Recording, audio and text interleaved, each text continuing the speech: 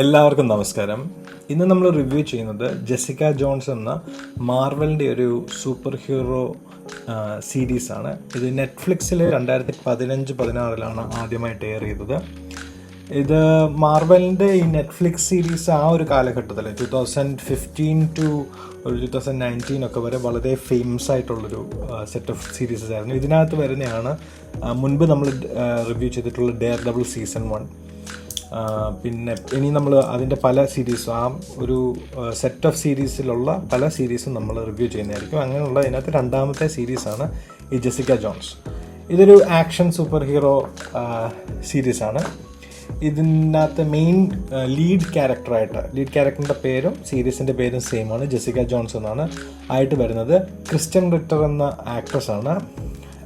ഒരു അമാനുഷികമായ വളരെ ശക്തിയുള്ള ഇൻഡിസ്ട്രക്റ്റബിൾ, എന്ത് ചെയ്താലും നശിപ്പിക്കാൻ വളരെ ബുദ്ധിമുട്ടായിട്ടുള്ള ഒരു ശരീരമൊക്കെയുള്ള വളരെ ശക്തയായ ഒരു കഥാപാത്രം എന്ന് വെച്ചാൽ ഫിസിക്കലി വളരെ ശക്തയായ ഒരു കഥാപാത്രത്തെയാണ് ഇതിനകത്ത് ക്രിസ്റ്റ്യൻ റിറ്റർ ജെസിക്ക ജോൺസ് ആയിട്ട് പോർട്രേ ചെയ്യുന്നത്.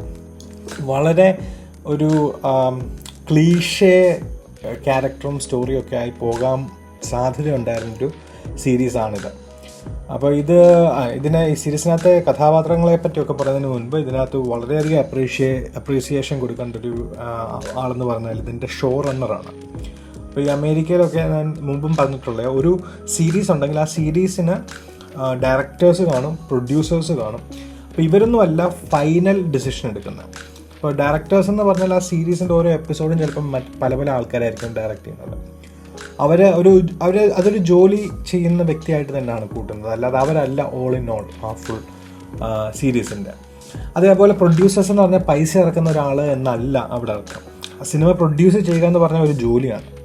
അതിനകത്ത് പലപ്പോഴും അത് ടെക്നിക്കൽ ആസ്പെക്ട്സ് എല്ലാം കൂടി ഒന്നിച്ച് കൊണ്ടുവരുന്നതൊക്കെ പ്രൊഡ്യൂസേഴ്സിൻ്റെ ഒരു ജോലിയുടെ ഭാഗമായിട്ട് വരും. പല തരത്തിലെ പ്രൊഡ്യൂസേഴ്സ് ഉണ്ട്. പക്ഷേ ഇത് രണ്ടും അല്ലാതെ ഷോ റണ്ണർ എന്ന് പറഞ്ഞ ഒരു റോളുണ്ട് ഈ സീരീസിനൊക്കെ. ആ ഷോ റണ്ണർ എന്ന് പറയുന്ന ആളായിരിക്കും ഇതിൻ്റെ ഒരു തലതൊട്ടപ്പൻ എന്ന് വേണമെങ്കിൽ പറയാം. കാരണം അവരായിരിക്കും, അത് പുരുഷനായാലും സ്ത്രീ ആയാലും ആ വ്യക്തിയായിരിക്കും ഇതിൻ്റെ ഒരു ഡിസിഷൻസ് എടുക്കുന്നത്. ഈ സീരീസ് എങ്ങനെ പോകണം, എന്ത് വേണം എന്ത് വേണ്ട എന്നുള്ള ഫൈനൽ കോൾ എപ്പോഴും അവരുടെ കയ്യിലായിരിക്കും മോസ്റ്റ്ലി വരാറ്. ഈ ജെസിക്ക ജോൺസിൻ്റെ ഷോ റണ്ണർ മെലിസ റോസൻബർഗ് എന്ന് പറയുന്ന ഒരു സ്ത്രീയാണ്. ഞാൻ ഇവരുടെ പേര് കേട്ടപ്പം സീരീസ് കാണാൻ തുടങ്ങുന്നതിന് മുമ്പ് നമ്മൾ ജസ്റ്റ് ഒന്ന് നോക്കും ഞാൻ ആരെ എൻ്റെ ഷോ റണ്ണർ വന്ന്. അപ്പം ഈ പേര് എനിക്ക് നല്ല പരിചയമുണ്ട് എന്ന് കരുതി ഞാൻ നോക്കിയപ്പോൾ ആദ്യമേ ഞാൻ അത്ര എക്സൈറ്റഡ് അല്ലായിരുന്നു ഈ വ്യക്തിയുടെ പേര് കണ്ടപ്പോൾ. കാരണം ഈ മെലിസ റോസൻബർഗാണ് ട്വൈലൈറ്റ് പോലുള്ള സീരീസൊക്കെ ഉണ്ടാക്കിയിട്ടുള്ളത്. ഈ മെലിസ റോസൻബർഗിൻ്റെ വർക്ക് എനിക്ക് അത്ര താല്പര്യമുള്ളതല്ലായിരുന്നു. പക്ഷേ ഇവർ തന്നെയാണ് പിന്നീട് എനിക്ക് വളരെ ഇഷ്ടപ്പെട്ട ഒരു സീരീസ് ചെയ്തിട്ടുള്ള. അതിനകത്തെ മെയിൻ ഷോ റണ്ണറാണോ എന്ന് എനിക്കറിയത്തില്ല, പക്ഷേ ഡെക്സ്റ്റർ എന്ന് പറയുന്നൊരു സീരീസ് ഇവർ ഹാൻഡിൽ ചെയ്തിട്ടുണ്ട്. സോ ഇത്രയും വലിയൊരു ഇൻട്രൊഡക്ഷൻ ഞാൻ തരുന്നതിൻ്റെ കാര്യം എന്ന് പറഞ്ഞാൽ ഈ ഒരു സ്ത്രീ വന്ന് ഷോ റണ്ണർ ആവുന്നത് വളരെ കുറവാണ് ഹോളിവുഡിൽ. അതങ്ങനെ കണ്ടപ്പോൾ എനിക്ക് ഭയങ്കരമായിട്ട് ഇഷ്ടപ്പെട്ടു. പിന്നെ ഈ സ്റ്റോറിയുടെ ഒരു മെയിൻ തീം എന്ന് പറയുന്നത് സ്ത്രീകൾ അനുഭവിക്കുന്ന പ്രശ്നങ്ങളെ ഒരു സൂപ്പർ ഹീറോ പേഴ്സ്പെക്റ്റീവിലൂടെ കാണിക്കുന്നുണ്ട്. അത് അത്യുഗ്രനായിട്ട് ഈ സീരീസ് ചെയ്തിട്ടുണ്ട്. ഇതിനകത്തെ പ്രധാന കഥാപാത്രം ഞാൻ പറഞ്ഞ പോലെ ഒരു ഇൻഡിസ്ട്രക്റ്റബിൾ, സൂപ്പർ സ്ട്രോങ്, ഭയങ്കര ശക്തിയായ ഒരു സ്ത്രീയാണ്. ഫിസിക്കലി ഭയങ്കര ശക്തിയായ ഒരു സ്ത്രീയാണ്. അവരെ തോൽപ്പിക്കാൻ അല്ലെങ്കിൽ അവരെ ചലഞ്ച് ചെയ്യാൻ പറ്റുന്ന ഒരു വില്ലൻ എങ്ങനത്തെ ആയിരിക്കും? സ്വാഭാവികമായിട്ടും ആ വില്ലൻ എന്ന് പറയുന്നത് ഒരു ശക്തനായ ഒരു വില്ലൻ വന്നിട്ട് കാര്യമില്ല. കാരണം അവർ തമ്മിൽ ജസ്റ്റ് പിടിയൊക്കെ ആയിട്ട് കാര്യമില്ല. അപ്പോൾ ഒരു സൈക്കോളജിക്കൽ മാനിപ്പുലേറ്റർ ആയിട്ടുള്ളൊരു വില്ലനാണ് വന്നേക്കുന്നത്. ഇതിനകത്ത് വില്ലൻ്റെ ഒരു പവർ എന്ന് പറഞ്ഞാൽ അയാൾ ആരോട് എന്ത് പറഞ്ഞാലും അവരത് ചെയ്യും. ഒരു കൈൻഡ് ഓഫ് മൈൻഡ് കൺട്രോളാണ്. പക്ഷെ അത് വാക്കുകളിലൂടെ പറയുമ്പോഴാണ് അവരത് ചെയ്യുന്നത്. ആ ഒരു കഴിവ് ഇതിനകത്ത് കാണിച്ചേക്കുന്നത് എങ്ങനെയാണെന്ന് പറഞ്ഞാൽ ഈ വില്ലൻ്റെ പേര് കിൽഗ്രേവ് എന്നാണ്. അപ്പോൾ ഈ കിൽഗ്രേവ് എന്ന് പറയുന്ന വില്ലൻ ഈ ജെസിക്ക ജോൺസ് എന്ന് പറയുന്ന ഒരു നല്ലൊരു സ്ത്രീ, സാധാരണ ഒരു സ്ത്രീ, അതിശക്തയായ ഒരു സ്ത്രീ, അവരെ മാനിപ്പുലേറ്റ് ചെയ്യുകയും അവരെ മൈൻഡ് കൺട്രോൾ ചെയ്യുകയും അവരെ കൊണ്ട് വളരെ ക്രൂരവും നീചവുമായ പ്രവർത്തികളൊക്കെ ചെയ്യിപ്പിച്ചു. അത് കൊലപാതകങ്ങൾ അതിനകത്തുണ്ട്, മറ്റ് ചില ചീത്ത കാര്യങ്ങളുണ്ട്, ഇപ്പം പല കാര്യങ്ങളും സെക്ഷലായിട്ടുള്ളതുണ്ട്, അല്ലാതുള്ള കാര്യങ്ങളുണ്ട്. അങ്ങനെ ഒരുപാട് ആ സ്ത്രീയെ ഉപദ്രവിച്ചു, അവരെ കൊണ്ട് മറ്റുള്ളവരെ ഉപദ്രവിപ്പിച്ചു. പക്ഷെ ഒരു സന്ദർഭത്തിൽ എന്തോ കാരണത്താൽ അയാളും ഇവരും സെപ്പറേറ്റഡ് ആയി പോവുകയും അയാൾക്ക് പിന്നെ ഇവരായിട്ട് കോണ്ടാക്റ്റ് ഒന്നും ഇല്ലാതാവുകയും ചെയ്യുകയാണ്. അപ്പോൾ ഈ സ്റ്റോറി തുടങ്ങുന്നത് തന്നെ ഇതെല്ലാം കഴിഞ്ഞിട്ട് ഈ ജെസിക്ക ജോൺസ് ഒരു പ്രൈവറ്റ് ഡിറ്റക്റ്റീവായിട്ട് വർക്ക് ചെയ്യുന്ന സ്ഥലത്തു നിന്നാണ് തുടങ്ങുന്നത്. അവിടെ അവർക്ക് ഡെയിലി ഈ വ്യക്തിയിൽ നിന്നുണ്ടായ ട്രോമയും അവിടുന്ന് കിട്ടിയിട്ടുള്ള ഒരു പോസ്റ്റ് ട്രോമാറ്റിക് സ്ട്രെസ് PTSD ഒക്കെ ഉണ്ടല്ലോ, അങ്ങനത്തെ പ്രശ്നങ്ങളും ഒരു സെക്ഷൽ വിക്റ്റം നമ്മുടെ റിയൽ ലൈഫിൽ എങ്ങനെയാണോ, ഒരു സെക്ഷൽ അസോൾട്ട് വിക്റ്റം നമ്മുടെ റിയൽ ലൈഫിൽ എങ്ങനെയാണോ നേരിടുന്നത് അതേപോലത്തെ പ്രശ്നങ്ങളാണ് ഇതിനകത്ത് ഈ ഒരു സൂപ്പർ ഹീറോ പേഴ്സ്പെക്റ്റീവിലൂടെ കാണിച്ചിട്ടുള്ളത്. രാത്രി ഞെട്ടി എഴുന്നേൽക്കുക, കൂടെ ഒരാളുണ്ട് എന്ന് എപ്പോഴും തോന്നുക, ഭയപ്പെടുക, അങ്ങനെയുള്ള സിംറ്റംസ് നല്ല പോലെ ഇതിനകത്ത് കാണിച്ചിട്ടുണ്ട്.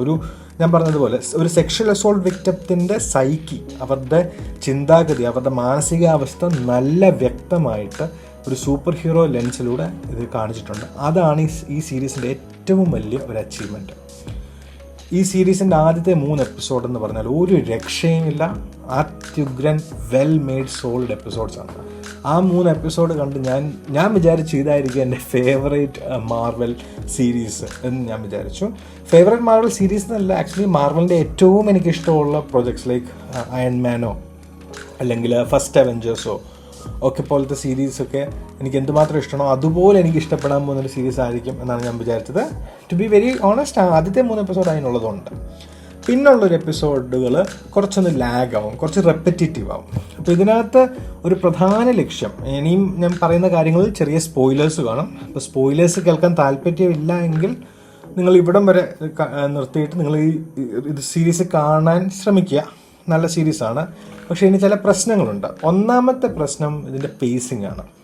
ആദ്യത്തെ 3 എപ്പിസോഡ് അത്യുഗ്രനായിട്ട് പേസ് ചെയ്ത് നമുക്ക് ഒട്ടും ബോറടിപ്പിക്കാതെ നിർത്തിയിട്ട് പിന്നുള്ളൊരു 3-4 എപ്പിസോഡ് റെപ്പറ്റേറ്റീവാണ്. നമ്മൾ കണ്ട സംഭവം തന്നെ ഒരു പ്രശ്നമുണ്ട്, ആ പ്രശ്നം പരിഹരിക്കാൻ ഇവർ ഓടുന്നു, അത് പരിഹരിക്കാൻ എത്താറാവുമ്പം വേറെന്തോ സംഭവിക്കുന്നു, പിന്നെ ആ പ്രശ്നം വരുന്നു, പിന്നെ അത് പരിഹരിക്കാൻ ഓടുന്നു. അങ്ങനെ ഒരു റെപ്പറ്റേറ്റീവ് ഫീലിംഗ് കിട്ടുന്നുണ്ട്.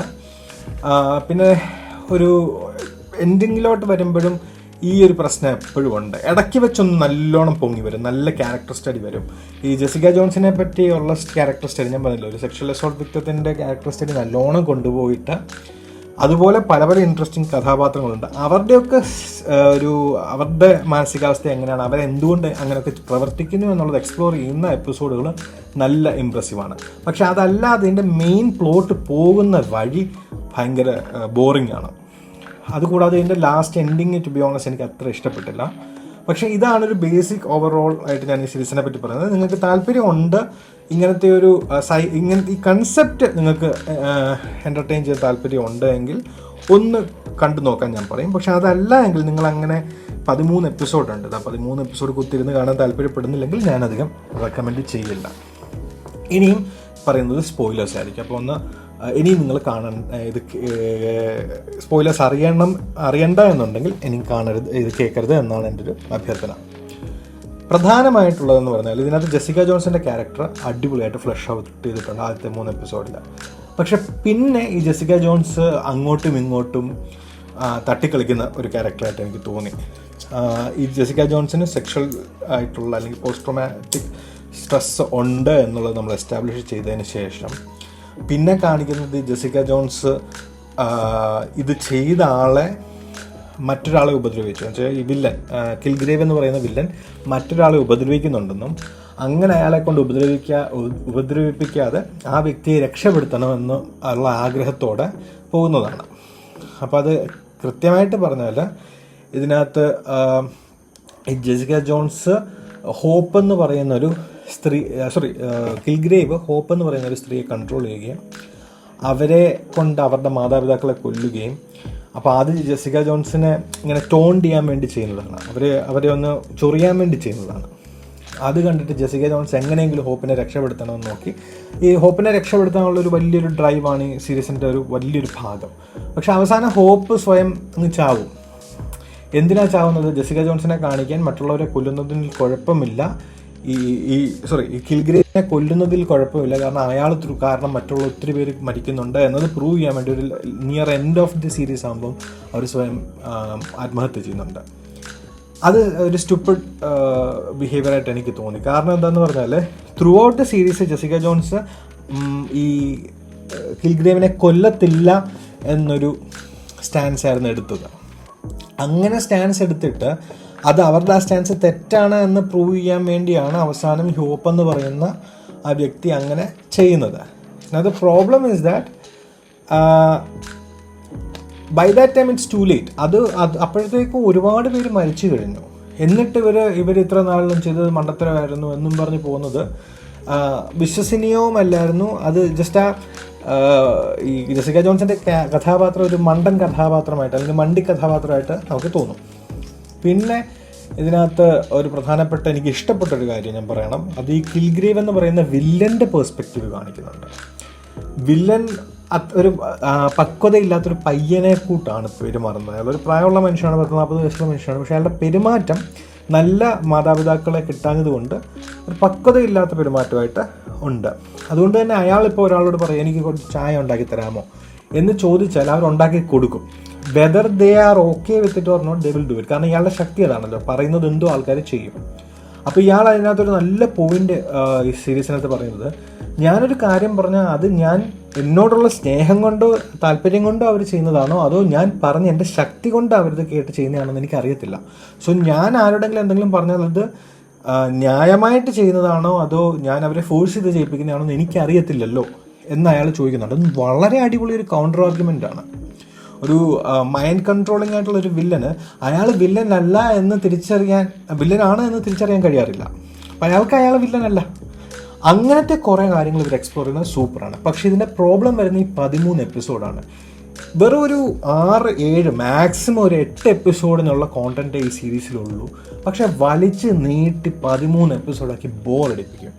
ഈ കിൽഗ്രേവിനെ തന്നെ ഇവർ 4 വട്ടം 3-4 വട്ടം ഇതിനകത്ത് ക്യാപ്ചർ ചെയ്യുന്നുണ്ട്. ഇവരെ ഇപ്പോൾ കിൽഗ്രേവിനെ പിടിക്കും, എന്നിട്ട് കിൽഗ്രേവ് രക്ഷപ്പെടും, പിന്നെയും കിൽഗ്രേവിനെ പിടിക്കും, പിന്നെയും രക്ഷപ്പെടും, പിന്നെയും പിടിക്കും.